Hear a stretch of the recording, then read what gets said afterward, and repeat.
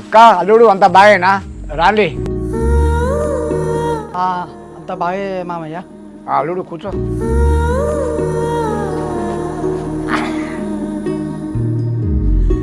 ఏంటి అత్త అసలు నువ్వు ఈ ఇంటికి వచ్చినే మర్చిపోయినావు? ఈ కోడలు ఉన్నారని మర్చిపోయినావా? ఎక్కడనే బావ సిట్ ఫేస్లో తిరుగుతాండి కానీ అతుడు కుదురుతలేదు. ఇటు కోడల అక్క వచ్చిందేమో అది అవపడతలేదు. ఇంట్లో ఉన్నదానే మరి అది ఉందత్త. అక్క అత్త మున్ను బావ వచ్చిర్రు, ఒకసారి బయటికి రావే. అత్తమ్మ బావా మంచిగా ఉన్నారా? బాగున్నా కానీ కోడల ఏందే అంత తిండి తింటలేవు అని అంత ఎండిపోయినావు.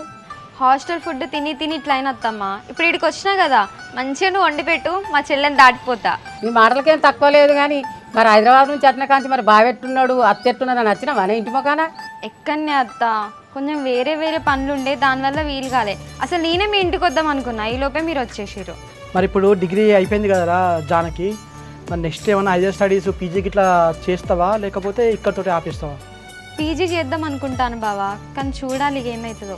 అవును బావా, నీ ఆరోగ్యం ఎట్లుంటుంది? ఓకే జానకి, బాగానే ఉన్నా. డిగ్రీ అయిపోయాక పెళ్లి చేసుకుంటాను మళ్ళీ చదువుకుంటానంటావు ఏందే? నీ తోటోళ్ళందరికీ పెళ్ళిళ్ళు అయినాయి. ఇక నేను అనుకుంటాను అత్త.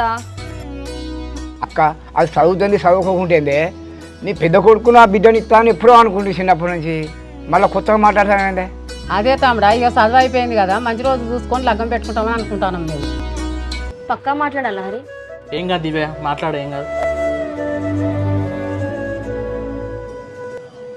హలో హలో, హాయ్ అండి, అన్వేష మాట్లాడేది? అన్వేషణే అండి. ఎవరు మీరు? నా పేరు దివ్య అండి, మీ ఊరికి నేను కొత్తగా వచ్చాను. అవునా దివ్య, ఏంటో చెప్పండి మరి. మీరు ఫ్రీ ఉంటే చెప్పండి, ఒక 2 మినిట్స్ మాట్లాడాలి మీతోటి.